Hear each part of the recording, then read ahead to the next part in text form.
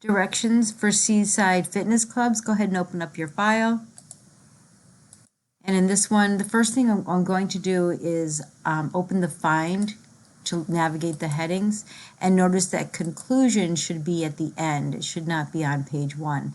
So I'll hold and just drag it down so it's at the end.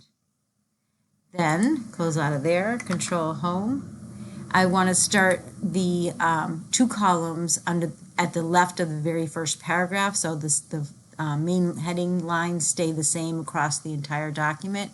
So choose Layout, Columns. Don't do it from here. Go to More Columns and select 2. It's the whole document right now, so make sure you select from this point forward. So the main heading stays as 1 column, and then click OK. If you wanted a line between, you could do that as well.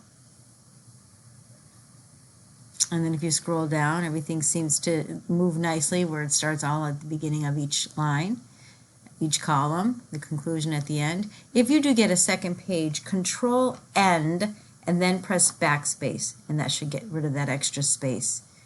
Feel free to add some color background or maybe even a watermark, whatever you'd wish, and that's all. Thank you. Save and